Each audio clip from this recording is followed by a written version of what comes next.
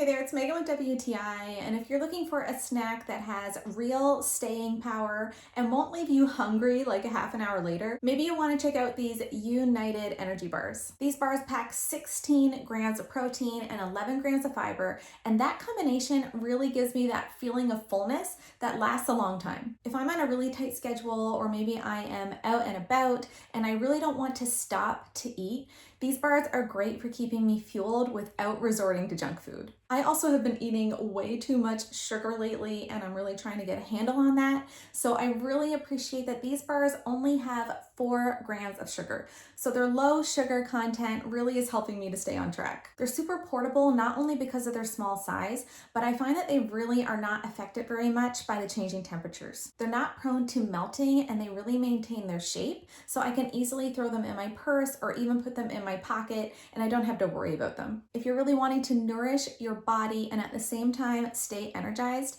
then these Younited energy bars are definitely worth checking out. But that's just my point of view.